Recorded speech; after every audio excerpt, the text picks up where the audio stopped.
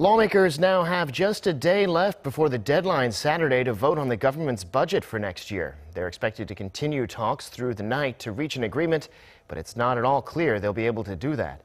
Kim Min-ji reports. Crunch talks between rival parties continue with just a day left before the deadline to vote on the government's $394 billion budget bill for next year.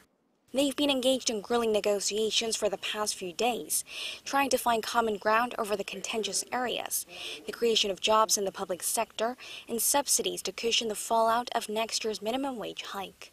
The National Assembly on Friday was able to pass some subordinate bills for the budget, but with the clock ticking on the overall spending plan, the ruling Democratic Party of Korea is pulling out all the stops to get the opposition on the same page. We call for the opposition's cooperation so that we don't face the dishonor of missing the legal deadline. I hope that we do not differ on views when it comes to dealing with people's livelihoods.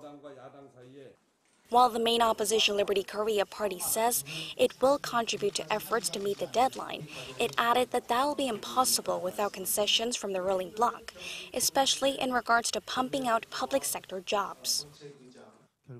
The creation of some 174,000 jobs in the public sector over the next 5 years is estimated to cost some $300 billion. That's a massive burden for future generations. But with neither side having a majority in the 299-seat parliament, the minor opposition People's Party, which has 40 seats, is seen to hold the deciding vote. It's unclear what decision they'll make at the end of the day.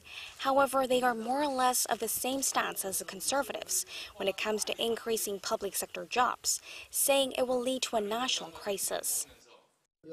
The ruling party is acting as if time is on their side and not yielding. We warn that this kind of attitude will not help if they want the budget plan passed on time.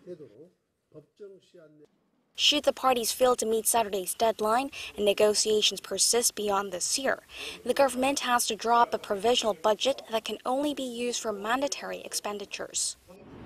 With just a matter of hours left now, it remains to be seen whether the three major political parties will be able to reach an agreement or whether the ruling party will at least try to secure a majority by getting the minor People's Party on its side.